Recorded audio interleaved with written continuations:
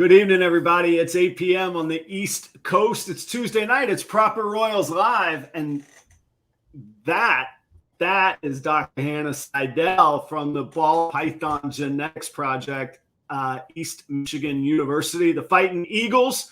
We're going to hear all about our project tonight, how we can help and how we participate and how it's going to change the future of our hobby. You ready for me to hit the music? Perfect. Here we go.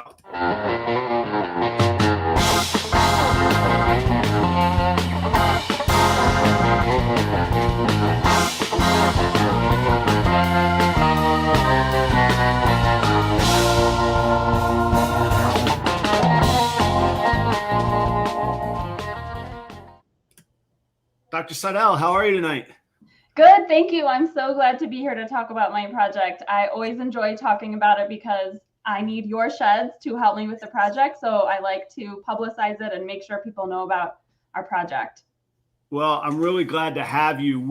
Your name and your project have come up before on this show, and I don't know what clicked. And I was just like, you know what? I'm going to email her. And so thank you very, very much for being here. I really appreciate it. Before we dive in, give me 20 seconds to give a quick rundown of what we got going on at Proper Royals.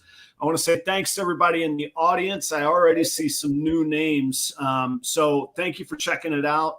Thanks. I noticed that you posted on your Instagram as well, Dr. Seidel. So any guests of Hannah's that are here as well tonight, thanks for being here. I've had a killer week. Those of y'all that watch my show know that I never have worn a tie on the show, but it's a crazy week. I had an interview with Augusta National today, that Augusta National. So I was dressed up anyhow. I figured I'd keep it going. Earlier in the week, Jeremy Baud called me with a secret project that I promised not to spill the beans on, other than I think Jeremy owns the record from last year for the most money raised at the U.S. ARC auction at Daytona. And he called me with an idea for this year's auction. And it's pretty cool. That's all I'm going to say. So that was part of my week. I got my Monster Mega Sink plumbed finally. If y'all follow me on Instagram, that thing has water. It sprays. It cleans. It's like a lab meets a kitchen. Stainless steel, white lights, beautiful. It's great. If you're in the Southwest Florida area this weekend, I'm heading down to Tampa. Hopefully I get to catch up. Not hopefully. I'll see Jeremy this weekend on Sunday, but I'm heading down to play some music. I'll be at the Celtic Ray on Saturday and Monday, and I'll be at the James Joyce Pub in Tampa in Ybor City on Saturday night. I got a double header.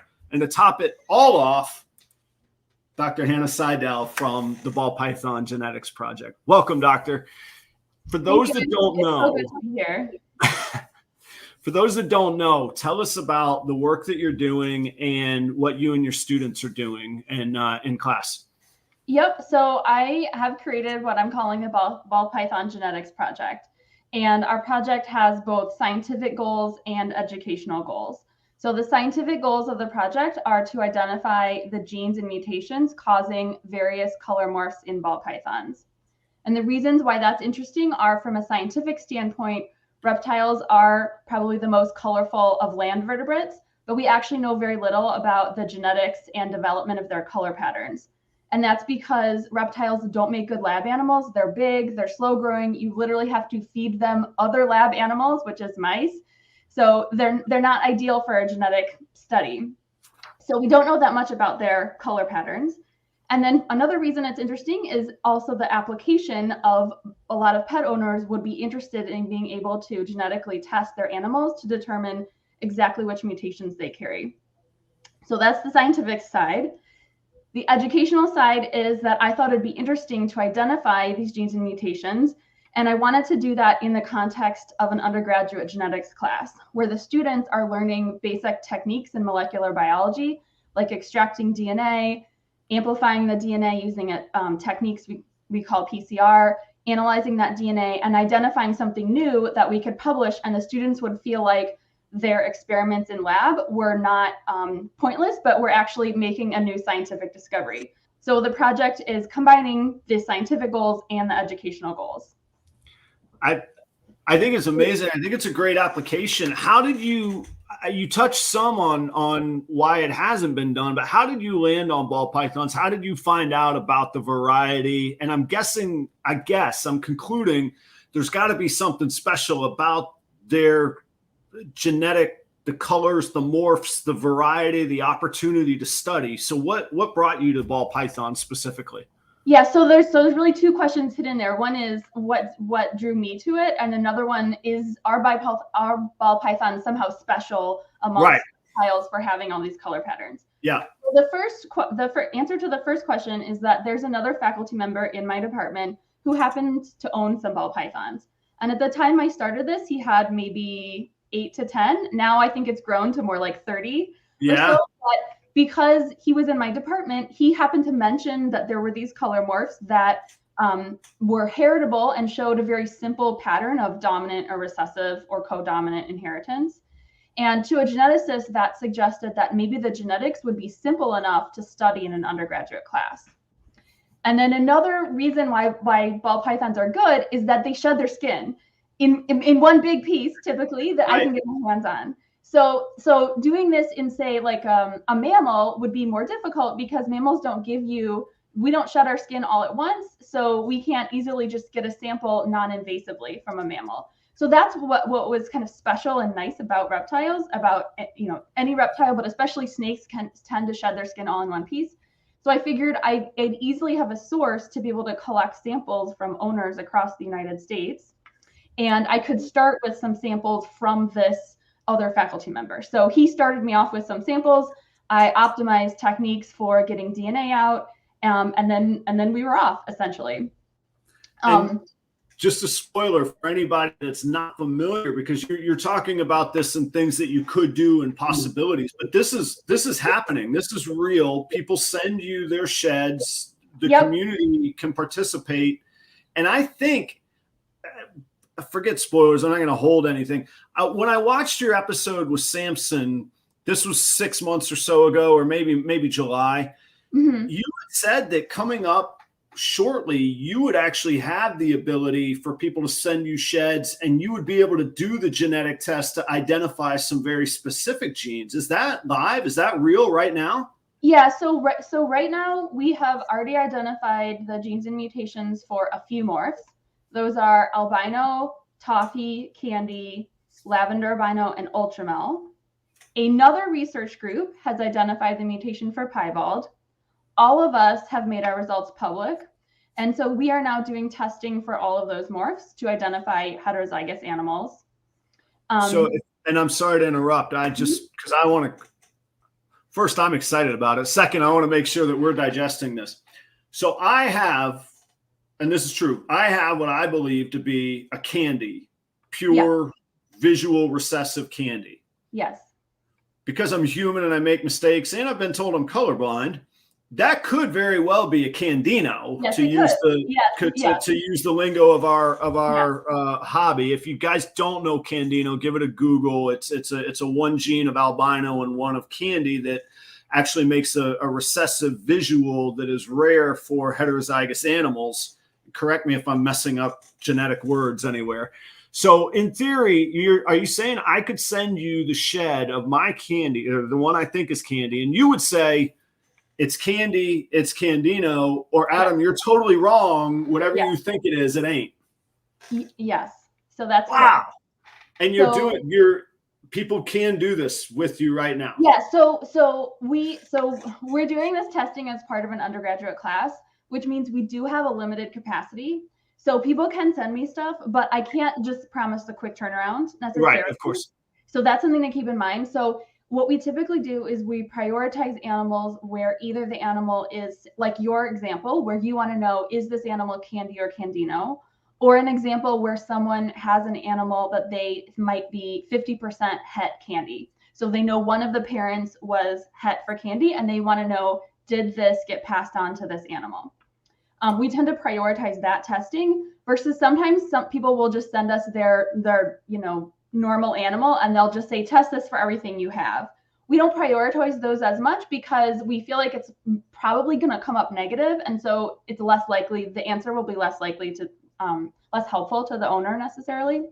Right. But I will say that we really collect sheds for two purposes. So one is the testing, but the other is that the way we identify the genes and mutations is first we actually have to get our hands on a bunch of samples. So before I could find the gene for candy and toffee and albino, I had to get like 75 samples of those animals to even find the answer in the first place. So you've got to, I was talking through this with somebody else. So when now 75 to me seems like that's a feasible, accomplishable goal. The hardest part of our project is collecting enough samples. So we right now have a yellow belly complex project. We think we've identified the gene for all of the morphs in the yellow belly complex. So yellow belly, specter, spark, asphalt, and freeway. We're very confident that we have tests for yellow belly and specter. And then we think we've identified spark, asphalt, and gravel, but we need more samples to really confirm. And it's actually been, the hardest part is just getting more samples. Yeah. And so we've collected about 1,700 sheds in like our whole collection, but only maybe 15 of those have spark. So I need more basically of like specific things before we can make a test. Well, and that's a pretty obscure, relatively, if it were pastel or even piebald, I mean, you could get those. Yeah, that's true. Yeah. So some of these are just less common. One reason we chose the yellow belly complex is because we knew it would be genetically interesting since there are so many genes, as you call them, in this complex. We suspected that those were going to be different mutations in the same gene, and it looks like they are. And so from a genetic perspective, that's actually quite an interesting study. And I'm just popping out questions as they come now. Forget the sheet here. Do we use the word gene and morphs interchangeably? If we do, is that incorrect? What's the what is the language that geneticists use is a little bit different than ball python breeders and owners tend to use. So for example, people will describe the yellow belly gene and the specter gene and the spark gene as allelic. A geneticist would use slightly different language. They would say yellow belly allele, specter allele, spark allele, that they're all alleles of the same gene. But I've learned to understand, hopefully, both sides of well, the way people use these terms. Yeah, and I think it's important. A lot of breeders, we get tripped up over trying to do the right thing, saying incomplete dominant, and it's challenging. I tell you, it's overwhelming when you first come in. None of us have but most of us don't have a genetics background. I happen to get a kick out of it, but I know other people that go, look, man, I just want a cool looking snake. And I'm like, well, they go hand in hand. You can predict a cool looking snake if you learn some basics. I do not claim to understand a lot of what you're talking about. So you would say, am I understanding right? There's one gene with several varieties, and those are the alleles, and they can occupy that same spot in is it the DNA where it occupies the spot? Yeah. So if you think of the gene as, let's say, a sentence, and there's maybe 10 words in this sentence, the yellow belly allele is a defect in one of those words, and the specter allele is a defect, a mutation in another one of those words. And no matter which combination you get, you still don't get a sentence that has the right meaning because you've messed it up in various ways. And would a normal be a set of words that make sense, or would it be an absence of words, no words at all? It would be a set of words that make sense. So when we say normal and it doesn't have any genes, that's wrong. It has genes. It actually has like the most genes, the best genes. Yes. Okay. Yes. But that just blew all of our minds because we give those animals no respect. But I mean, honestly, language is just us communicating concepts with each other. So if two ball python owners are communicating with each other and they're using the words in a way a geneticist wouldn't use them, as long as the information is transferring between those two people correctly, then no one's really harmed by that. That's a very kind perspective that we could probably use an equal dose of as well. Thank you for that. That is so.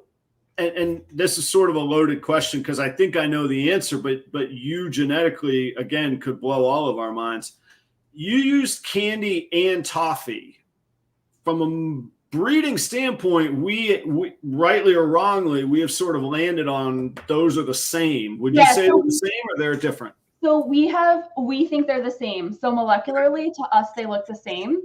There is an exception, which was just very, very recently. Somebody sent me what they called a candy animal, and it looks different from both albino, the normal candy toffee animal allele that we found. So we think there might actually be a second, like super rare candy mutation, but that's just a hypothesis. But yes, to the I shouldn't have probably even said that. The main answer is that yes, toffee and candy are the same. Okay. And I will tell you, it is quite common, we find, for people to mix up candy and Candino or toffee and Tuffino. So we'll get a sample that someone describes as Candino and we'll find it's actually candy, or a sample that somebody describes as candy and we find it's actually Candino. So that is quite common for the samples to be mislabeled in a sense. Yeah, and it is, genetics aside, we have ethics and the people in the hobby as well. I mean, if somebody's willing to make a quick buck at any expense, they'll label an animal whatever they want that they can get somebody to buy it for too. Yeah, so these mislabelings, they could be intentional, they could be non-intentional, they could be sloppy, they could be just misattribution of paternity, they could be a parthenogenic animal coming in there. I'm not saying like anyone's at fault, it's just what we find. Oh yeah, and I would actually say that sometimes it is because people are at fault, but I see what you're saying. But that's why it interested me. I have one candy, and it's my favorite gene. I love it. I want to breed that thing like crazy. But to tell you the truth, I bought it from a guy off of Craigslist, and it went well, and it's a beautiful animal, and I love the animal for what it is. But it would be great to go, I don't have to wonder. I'll know if that's candy or Candino because the future outcomes can be very, very different. And yeah, we have more room for the testing for the candy animals this semester. So send us the next shed and then we can get the next one to you. Yep. So somebody asked earlier, and I think in a great way, I think I've not seen him in the audience before. So I want to say hi to Deadpool 177. And we seem to be blowing their mind. I don't know if it's his or her. It doesn't matter on that part. They asked, with what accuracy are you confident in the results? Are these binary yes or no, or is there a spectrum of error? I mean, I know humans can cause error, but testing-wise. So the most common error that can happen would be that a sample gets mixed up either on your end or on our end. Mm-hmm. So we have found that some of the owners don't seem to be the best record keepers in terms of them sending us sheds. So sometimes I'll get a shed that the owner will describe as albino, and I can tell from the bag it's a piebald animal. I could see. Right. So I guess I will say that mistakes can be made, and they aren't always made on our side. Now, in theory, we could make a mistake. If we made a mistake, what that probably would be a student like mixing up samples. We do have some controls in place to try to prevent that.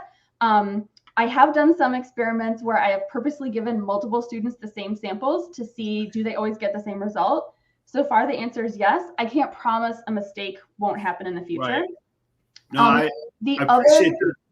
I appreciate that insight because we do wonder, you go, what are the controls here? What's the accountability? But that's the scientific method. You have to put those in place to have usable evidence, right? Yes. And I think if we find, let's say a person sends us a shed that they say is possibly het ultramel, and we test it and we find that it is het ultramel, we would feel very confident about that result.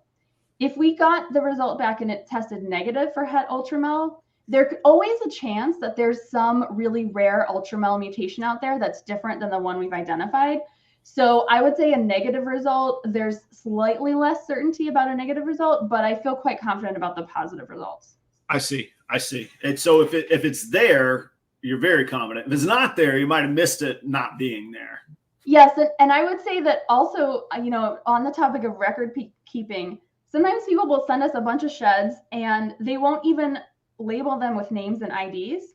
So they'll send me like 3 sheds that they want tested for het piebald. And all of these are just listed as possibly het piebald. Well, I get 3 different bags with 3 different sheds in them. I can test them all, but I have actually no way of communicating to the owner which one came from which animal because they didn't indicate to me. So there's also like sometimes owners don't kind of recognize that we need careful record keeping all along the way so that we can correctly report which result came from which shed. So tell us the process of how we can best help you and what we need to do. Let's get that out of the way. I know it's an important part, but it's not the most intriguing part. So how do we help you? Yeah, so we really need more sheds from all sorts of color morphs, but right now we really need sheds for animals in the yellow belly complex. So those are supers like ivory, super specter, super spark, super gravel, super asphalt combinations like puma, super stripe, freeway, highway. And if any of those also have other genes like pastel puma or black pastel freeway, those are equally useful. Those other genes, they don't really impact our ability to do the analysis. We also are interested in getting animals that are just like a single gene yellow belly, single gene specter, and so on, because actually part of this project is we are going to do an analysis to ask what fraction of the animals that people say are yellow belly are actually yellow belly. Oh, that's a good one too. We think it's probably going to be high, but we suspect it's probably not going to be 100%. I would suspect that too. That's a good angle. And so, okay, so let me back up. But we collect sheds from all types of animals because once we're finished with the yellow belly project, which we hope to finish somewhat soon, then we're going to move on to the next morph. And what we choose for the next morph in part depends on what we can get our hands on. So we'd really like to work on genetic stripe and on some morphs and on the blue-eyed leucistic complex. We're also interested in some of the more solid color animals like super cinnamon, super black pastel, super fire, but really anything. So we also need more normal. So in summary, we'd love to have all sorts of sheds. And the way that you send them is that you collect the shed and you allow it to dry. That's really important because a wet shed will rot, which can destroy the DNA. We do not need the whole shed. If you can get the whole shed and you're not using it for anything else, go ahead and send the whole shed. But if all you can get is part of the shed, that's fine. If the shed is torn, that's also fine.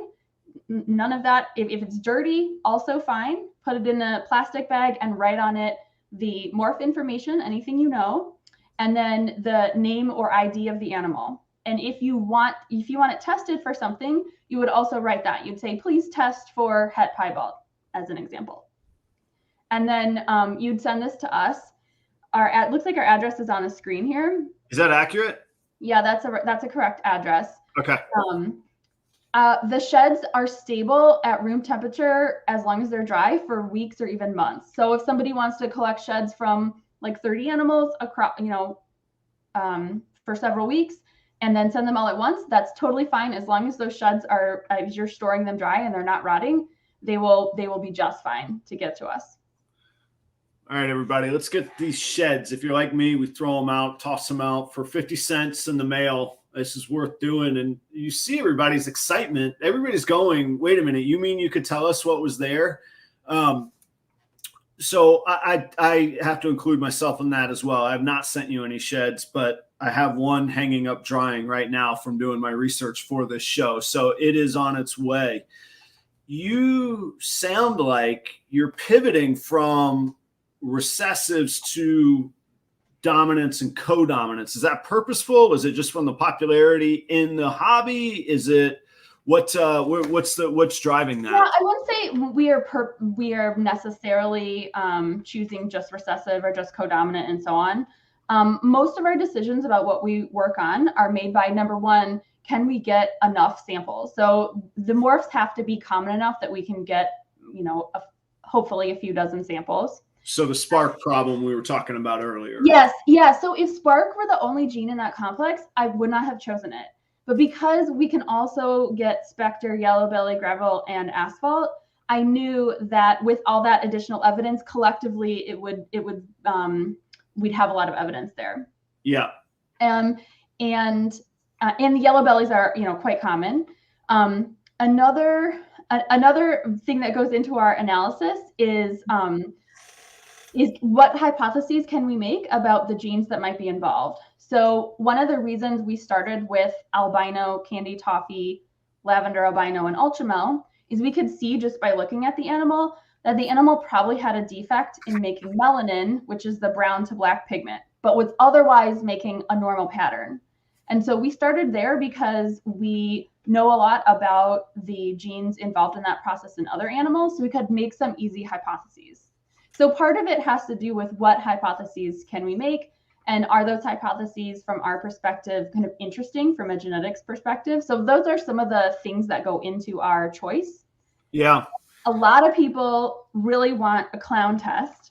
Right. And I'll tell you that one reason we haven't started working on clown is because there's actually a second research group in Canada at McGill University that they're the group that identified the mutation for piebald. Sure. And I suspect, although I don't know for sure, I suspect they may be working on clown because I know they have a lot of clown samples. And we don't want to be competing with them because that just wouldn't be the best use of our resources. Mm-hmm. They're a very different project. They don't, I think they mainly work with a few breeders as opposed to collecting sheds from the community. And they don't do genetic testing, but they do they make their results publicly available. So we use their piebald results, for example, to do the piebald testing. Right. So I suspect that there will be some clown information coming out, but perhaps not from us. So this is a point that I stole from Samson's show that you did, but I thought it was really important for me to get my head around, but it's important for the hobby to get their head around too.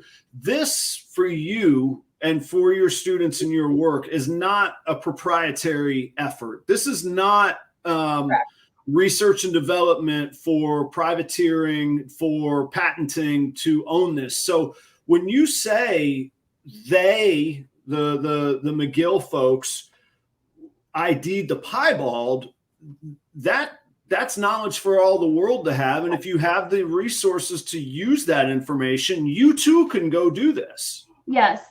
So I believe there is a company. I saw a post on Facebook from, I think it's Rare Genetics Inc. They previously have done some type of maybe, I'm not sure if it's paternity testing or DNA barcoding or something with reptile genetics, but I think that they are developing lavender albino tests and maybe also ultramel tests from the results that we have made public.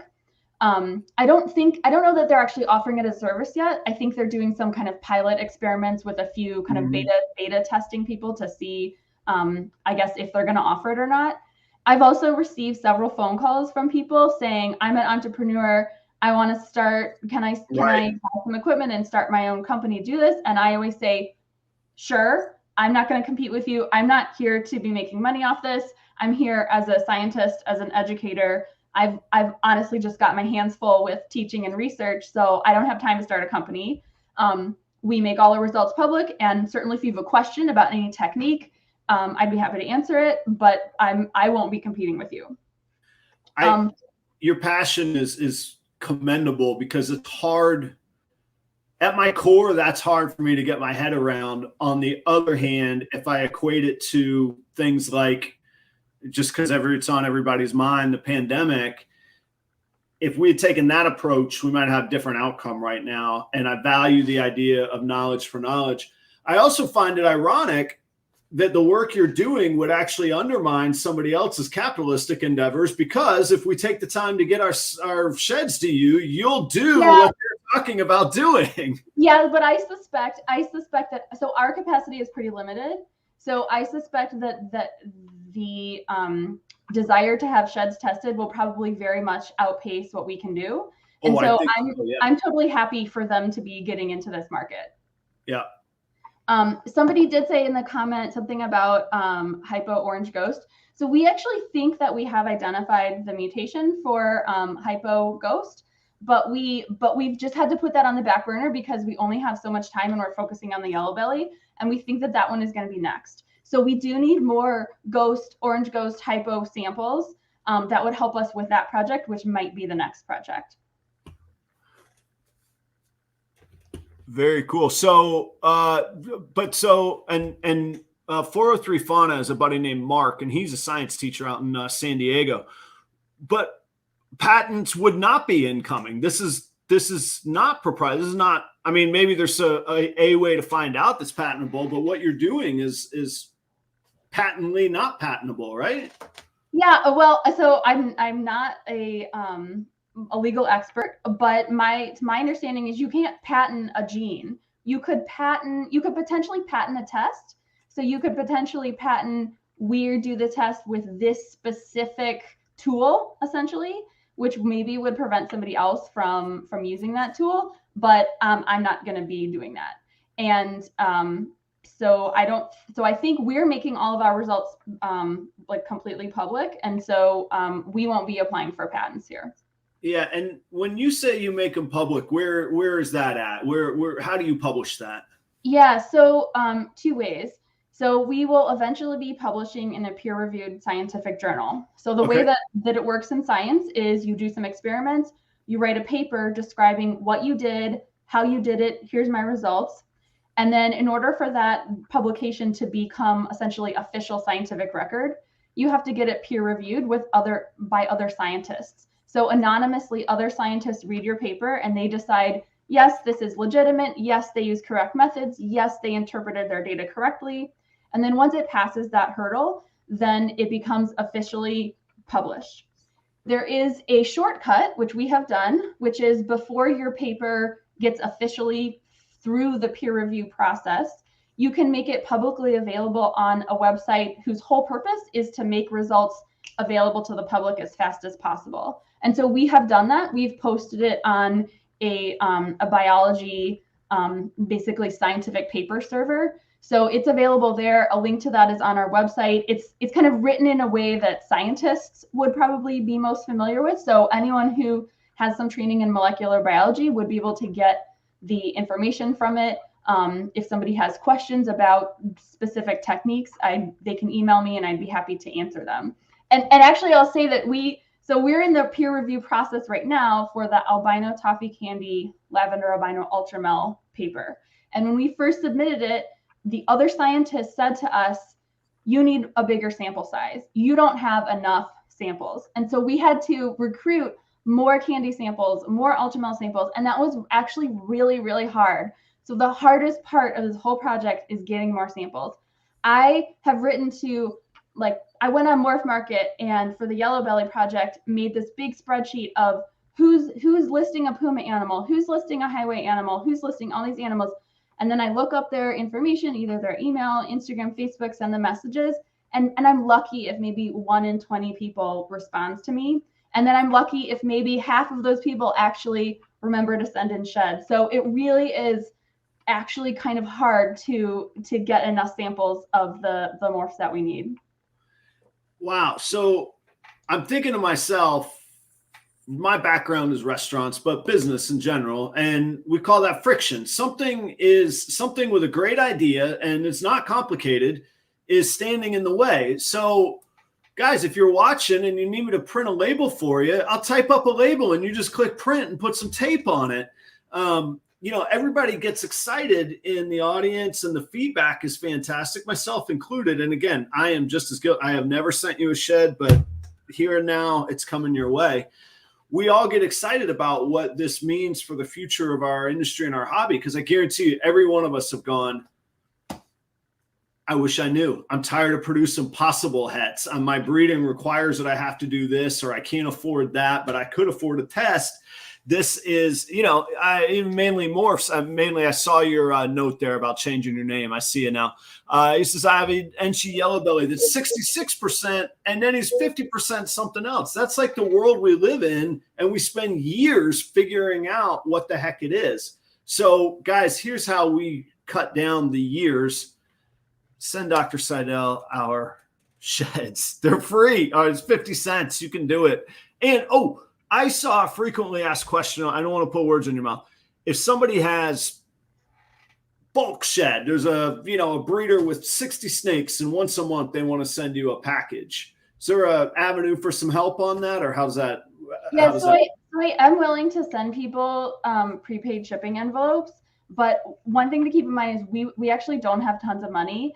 And I've sent out up some of those, and I probably only get back like a third or maybe half of them back. So I do, if I spend the money and the effort to send you that, like, please actually do send us sheds. Oh man. All right. So now my brain's ticking here. So recently on my channel, I recently got monetized, which means I'm going to make like tens of dollars. It's going to be huge. So, but one of the things I have is, I don't know, it's supposed to be live tonight, but I don't know if it is or not, is a thing on YouTube called a super chat where somebody could give a dollar amount to have their comment highlighted or what, everybody wants to be a star and YouTube wants to make you a star. That's why we're all here, I guess. The super chat money, I'll help with funding, getting stuff. So if you need help sending, or if we could just make a contribution to Dr. Seidel, if that happens tonight, any of the super chat stuff, we'll send it right straight to Dr. Seidel. Now, I don't know if it works. I tried to set it up this week and I haven't had anything to test it. So this might just be like grandstanding on my part. I have no idea, but my intention is there. So, wow, that is cool. Yeah, So one thing that has come out of several of these projects that's interesting from a genetic standpoint is some of these genes actually have multiple alleles that owners haven't known about because they look the same. So for example, for ultramel, there's actually 2 different ultramel alleles. There's 2 different albino alleles, and there's 2 different yellow belly alleles. And what that means is 2 different mutations in the same gene that produce a color pattern that's basically the same. And the rare yellow belly one, I really want to get more samples of that. And I only have 2 samples so far, and I've been sending prepaid envelopes to someone who supposedly has some, and I haven't gotten any of them back. So I really would one of the reasons we like to collect a lot of samples is because it helps us identify when there could be rarer things going on. Phil, that is the first $10 of any dollar amount I've ever made on YouTube. You just did it, and we're going to send it up to Dr. Seidel. Okay, it works. Thank you for proving the concept. I here and now am committed. There's $10 coming your way as well with the shed. And goodness. All right, now we're on to something. Here we go. Craft brew morphology. Holy shit. Pardon my lack of ethics. Here we go. Okay. Yeah, guys. 403 Fauna is apparently in the chat wrote that apparently this person was one of the people I wrote to who never responded back to me. I wasn't going to shame him, but here he is. Yeah, Mark, you that's why he paid the $19.99. Clint, thank you so much. That is a start. That is like 10 sheds worth of shipping right there. No, you could fit 10 sheds in 50 cents. Point being, this is cool. This is, man, holy. Whew. Okay, thank you all. I'm really, really humbled by this. This is cool to be a part of, and I'm going to contribute my own as well. I'll put in on that as well. Well, thank you everybody who's been making these contributions. That's very nice. Matt says I can't cuss. Sorry, I generally have a no cussing rule, but you all brought it right out of me. I will get back to my no cussing rule. I promise. That's very cool. Whoa, Leviathan just threw in 20. Holy cow, we're like at 100. 60, 65, 75, 80, or at $85 right there. All right.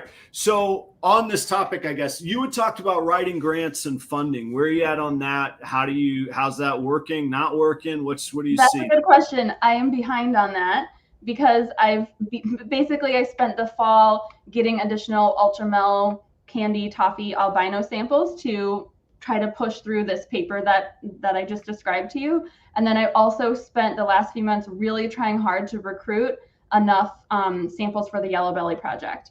So the hope is that we will be writing a grant sometime in the near future, but I have not submitted anything yet. So that's my own, it's like big letters on my to-do list, but has not been. Okay, all right. I really meant it in an encouraging, supportive way, not in a what are you up to kind of way. Speaking of what we're up to, I've lost track, but I think we're at about $140 now. This just keeps going. Guys, thank you all very much. I'm now humbled and at a loss. I really didn't think that was possible or would be the outcome. I'm in an amazing way. That's fantastic. So I will give a collective thank you very shortly and make sure that we do some actual shout outs. And I don't even know how the money gets to me, but we will tally it before I sign off, and I'll make sure that money gets to Dr. Seidel, I have to assume YouTube is good for getting it to me. So what do you see? How do you see this evolving for the future? Is this going to be, are you, like, what is there anything keeping it going? I mean, a semester comes to an end, and then there's more undergrads, I suppose. Yeah, so I do have undergrads who work on the project outside of class as well. Often students who take the class and become so interested they want to continue doing research outside of class, and our university does have ways that students can do that. So those tend to be students who are really interested in research and maybe want to go on to grad school, maybe interested in having a career in research. Sometimes there are people who are interested in becoming veterinarians or physicians, other more advanced scientific degrees. In terms of like my long-term vision, at the moment, I'm planning to just keep working on morphs until we run out of stuff. The other thing I might consider doing is additional types of analyses to learn more about actually which types of color cells are doing what in each morph. So the reptiles have 3 different types of color cells, which is different than mammals. We only have 1 type. And so I'd be interested in doing some microscopy projects, some developmental projects to look more carefully at basically what's happening different as an embryo develops into a snake in an animal that becomes a normal animal versus an animal that, say, is a genetic stripe animal. Okay, so there was a lot to unpack there. Humans have 1 color cell. Yes. Reptiles, all reptiles or ball pythons specifically have 3? Depends exactly how you classify them, but yeah, a brief like to a first approximation, all reptiles have 3. Yep. Wow. Okay. And then, so what's the hypothesis as far as what happens to that embryo? Is it environmental? Is it conditional? Or is it genetic that's causing those varieties? Or do you know? We think it's genetic. So color cells so one thing to know about development is all the cells in your body, they aren't necessarily born in the location where they need to be. So it's not like your muscles and your bone and your skin cells are necessarily born in that location and stay there. Sometimes they're born in a different location in the body and they have to move to reach the correct location. And your color cells are one of those examples. So your color cells are born along the spinal cord or near the spinal cord, and then they actually have to move, and they like cover your body like a sheet, and then they eventually are covering your whole skin.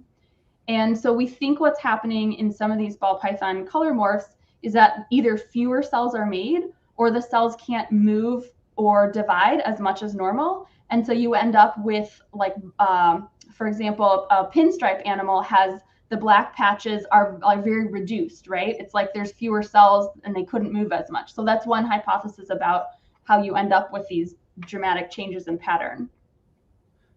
It's fascinating. Let me ask you something from a devil's advocate standpoint. Why, and you have a very friendly audience here, we know why it matters. Why do you tell other people it matters when it's not such a friendly audience? Why is this worthwhile? What's the good that it's bringing? What's the purpose? Sure. So I would say that from just a basic science standpoint, color is a really important biological trait. So colors help to camouflage animals in their environments. They help keep animals warm. They help animals recognize mates or stay away from predators, warn predators of poison. Some animals use their color for that. In birds, sometimes the color around the eye actually prevents reflection, so it helps them see better. I'm probably missing some things, but there's all sorts of reasons why animals are colorful, and it's important to understand how those colors are made. In the particular case of reptiles and snakes in particular, the color patterns on an animal actually tend to be predictive about the biology of that animal. So snakes that naturally have stripes, so I'm not talking about genetic stripe animals here, I'm talking about a snake that in the wild, the normal form has stripes. They tend to be animals that escape predators by moving really fast, and it's thought that those stripes help to kind of confuse the predators. And snakes that avoid predators, or maybe the way they catch their prey is by crouching and hiding, they tend to have more blotchy pattern like a ball python. And it's an interesting question of how during evolution, how do patterns switch? So how do you evolve a striped snake from a non-striped snake and so forth? And so understanding the genes that control these processes will help us understand how evolution has made those changes. And I don't know this answer, obviously, is why I'm asking the question. And I don't know if I know how to phrase it properly. It's my understanding, because I'm still relatively new to ball pythons in general, but also just understanding genetics of all other animals. Mm-hmm. Am I right to understand that ball pythons are more predictable to produce visual outcomes that you expect? Like, I don't even understand why not, but my understanding is like in geckos, that's not the same case. And I don't understand why. And does that question make sense, or am I just talking? Yeah, so I feel like I don't know enough about gecko color morphs to kind of know the answer. I suspect that if that's true, that basically a lot of the genes in ball pythons are caused by single genes where the color pattern is completely predicted by one gene. And I suspect that in some other species, like potentially geckos, the color pattern might be predicted by, let's say, 3 or 4 genes. And so it's the combination of stuff you get that ends up telling you your color pattern. And so that could make the gecko breeding potentially less predictable if it's kind of like a slot machine where you have each gene is a slot and you have to get all certain combinations to get a particular outcome. So that could be one explanation. Okay. All right, let me phrase it another way. Do you see similar predictability in other animals that you could make a similar analog to with ball pythons? Or is it that they're so nuanced, they're always predictable and we just don't see it? Is that the case?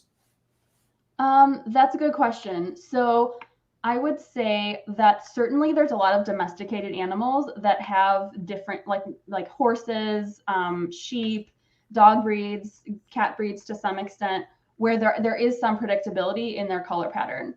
What makes reptiles more interesting is that because they have the 3 different types of color cells, there's just more variety in the types of colors you can make.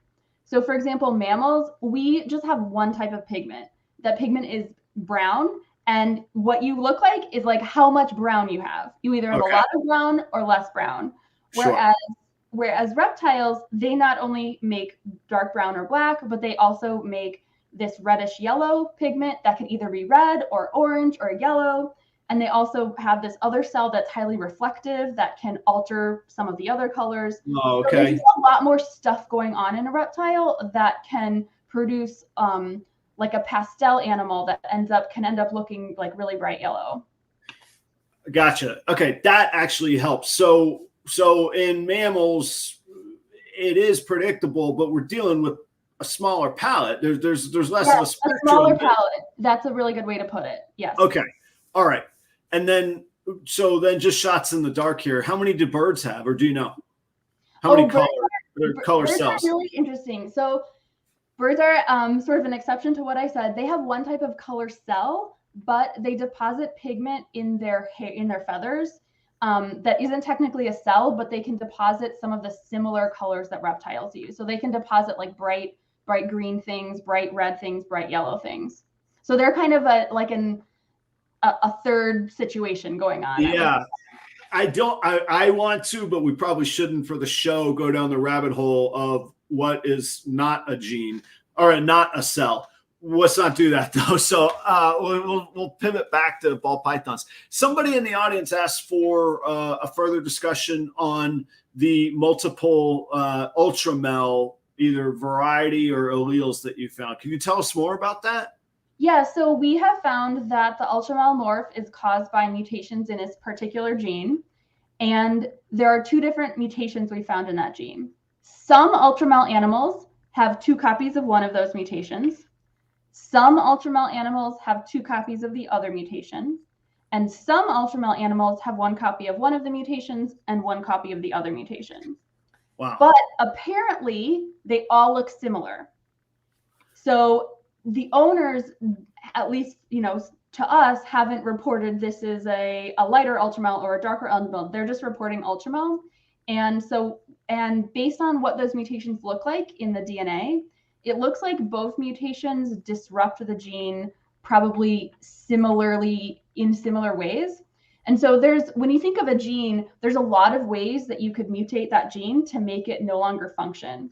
And different mutations don't necessarily cause the actual animal to look different. They could cause the animal to look the same as another mutation, as long as that mutation also disrupts the gene in a similar way. Gotcha.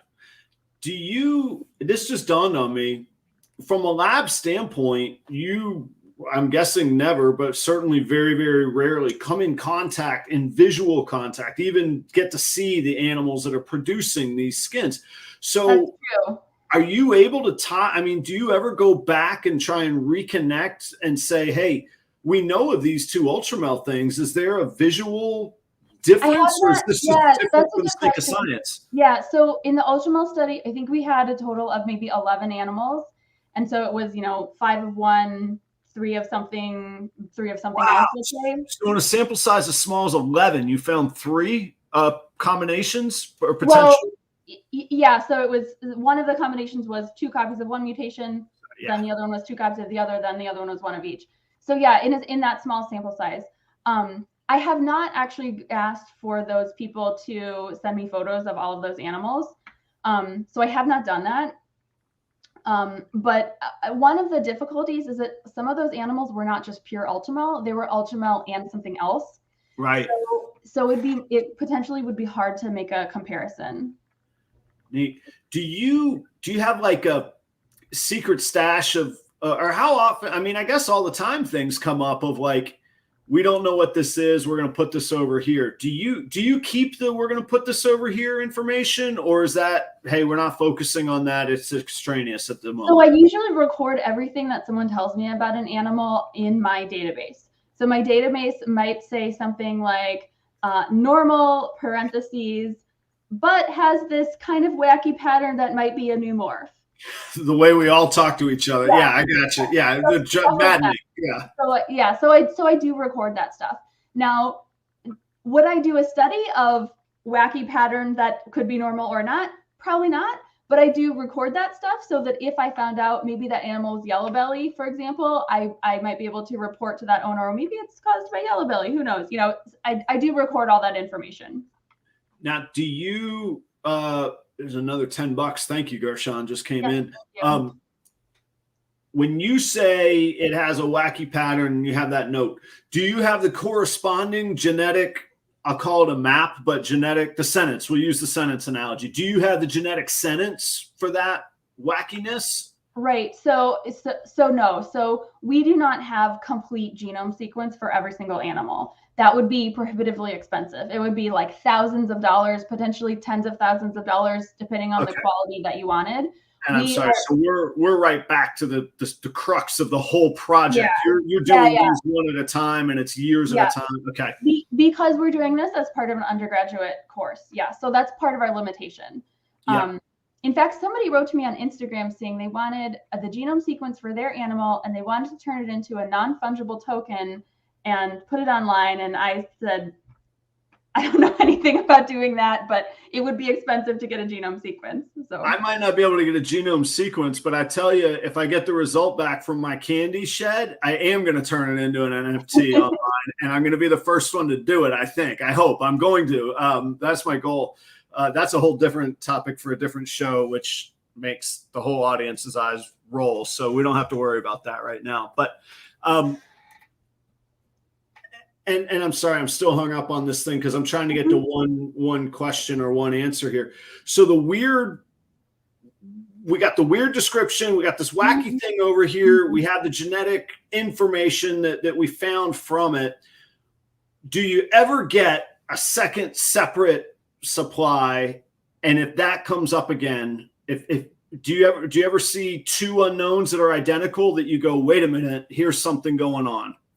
So we don't have enough genetic information from those animals to be able to compare like that. Okay. All right. If we had like some huge amount of money and we were getting genome sequence for every single animal, we could tell you which animals tended to be more similar genetically.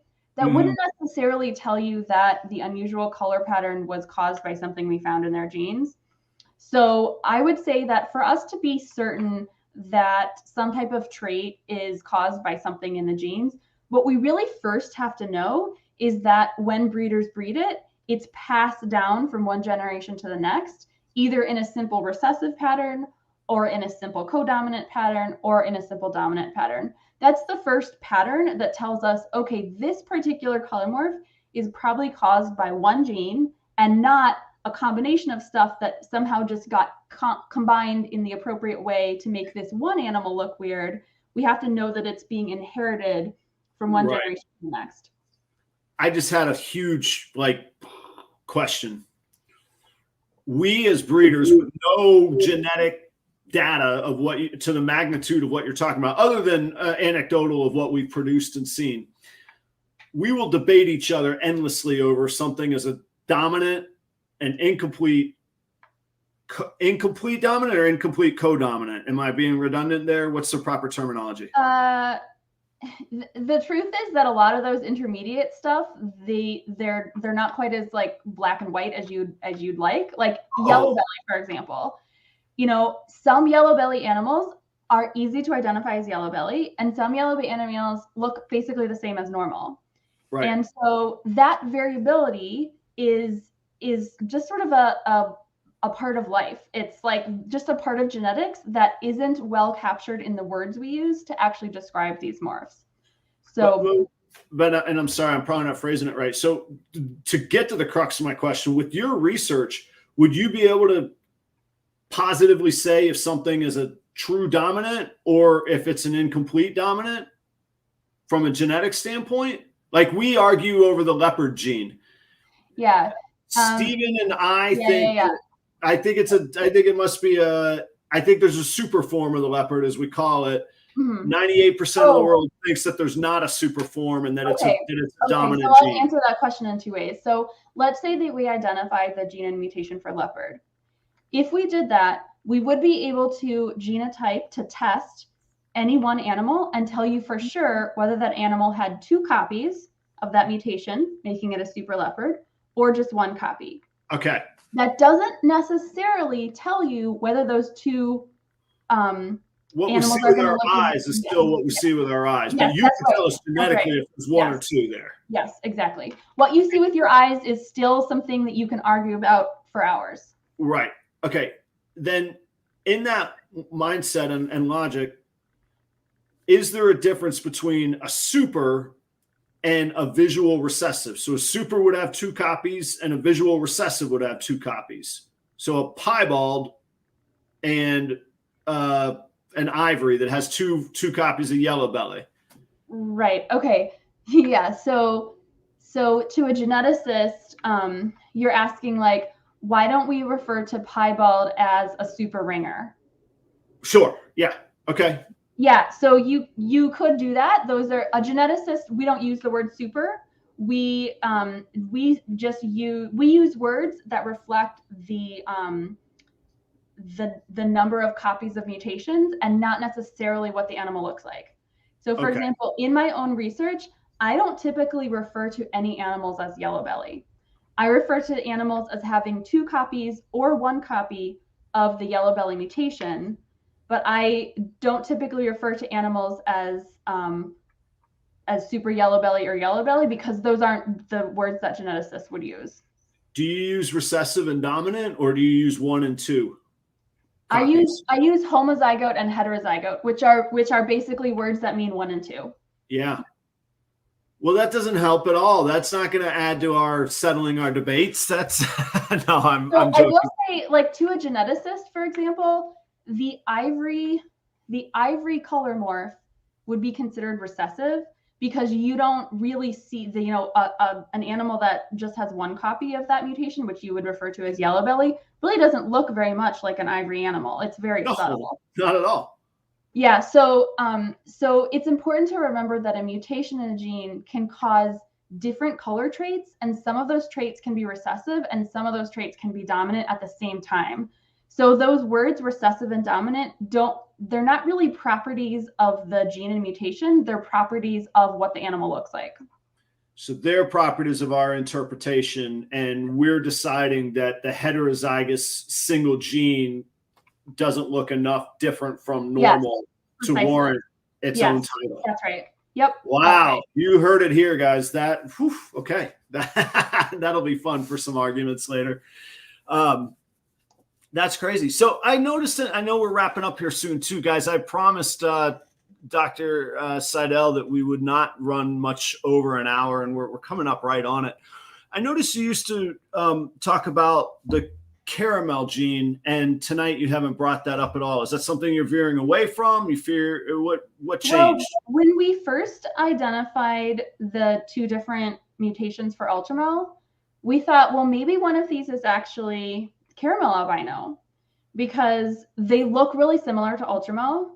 And I know that some people have like purposely not been breeding and owning them because they're associated with, I think, maybe some kinking defects or some female reduced fertility. Yep. So we thought, well, maybe what people have done is they've taken their caramel albinos and they've renamed them ultramel because, then they could sell them. And so maybe that's how the second ultramel allele came to be called ultramel. Maybe. This is a hypothesis. But in order to test that, we need to get some caramel albino samples. And so far we have, I think, just 1, which isn't enough. So we certainly could test that if we can get some caramel albino samples, but we just haven't gotten enough yet. And it seems like maybe that isn't a priority since so few people have animals that they're calling caramel albino. Right. So I keep hearing a theme: as long as it's well labeled, as long as it's dried, and as long as it gets to you, you have a use for an incredible variety of sheds. Yes, that's correct. Yes. All right. What didn't we cover that you'd love to share with our audience and on this platform that we have at the moment here tonight?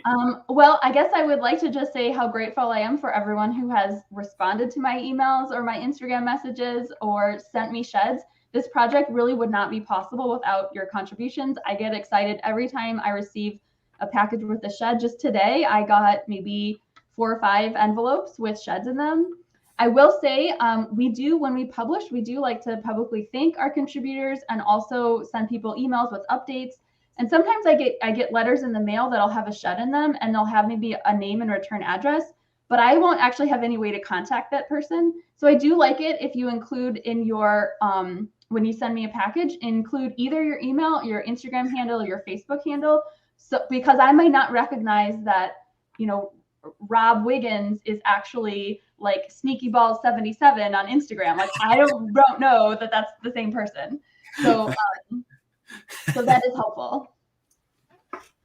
I'm chuckling because there's people that I've been great friends with sitting in the audience, and they're like, "Oh, I just changed my handle tonight." I'm like, "I don't know, it's you. Come on, man." All right. Well, I will not stretch it any further. I'm a firm believer in, first, in respecting your time, but second, leaving the audience wanting more, which means you'll have to come back sometime soon. Yes, some people are asking about Monarch. So if you send me some Monarch samples, I don't have any. I can test whether they're the same as Ultramel.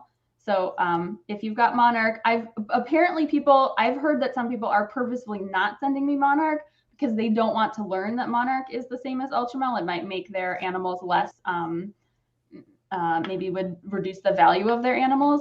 So if somebody would like to send me some Monarch animals, that would be great. That is the unintended consequences of good work. We don't get, that's an incredible topic for next time. Wow. Yeah.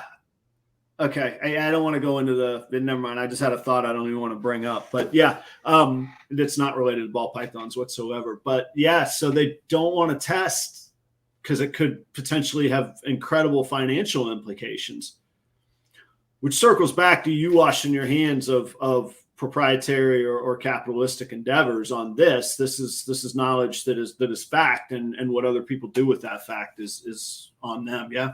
Yes. Yep. Well, I don't know. I could ramble on. We could chat for hours, but I know that you're busy, and I know that we promised we would keep this to this time frame. I look forward to talking with you in the future. I absolutely will make sure that we get sheds to you. And I don't know a quick way to tally up the super chat thing, but I have your email. I'm going to send that to you. Everybody in the audience, I'll post on Instagram, and I'll put, you know what? I'll put it in the comments when this goes to video. I'll put it in the comments. Everybody that contributed, that blew my mind. I thought we were going to give like 15, 20 bucks. Like, I think we're close to 200. It's unreal. Well, thank you for everyone who's contributed. That does help us. And thank you for having me. I've enjoyed talking to you and answering all these questions and seeing all the comments in the chat. It's always really fun to see how excited people are about the project. Well, it's my pleasure. I know the audience has had a pleasure. We got 35, I think, viewers at one time, which is really, really great. So I will say thank you. Keep up the work. If I could be of help to your class or anything else, and I think the audience would say the same thing. We'll support you. You got some sheds on the way from me personally, I promise you. And you have cash on the way from me, I promise you. Outside of that, I will further the cause, though. I'll make sure that I bring it up often. Well, thank you. Thanks so much. All right. My pleasure. We'll see you next time. Everybody in the audience, thank you so much. I got Kai at Lucas Land and Royals next week. I won't call him a legend. That's a lot of pressure. But the man himself, Kai, will be back on my show next week. Jeremy, I'll see you on Sunday. And anybody in Southwest Florida or Tampa area, come see me performing at Celtic Ray and the James Joyce Irish Pub in Ybor City this weekend. I will see you all soon. Dr. Seidel, thank you for your time. We'll see you next time. And good night, everybody. No music on the outro. I'll just say good night. Good night.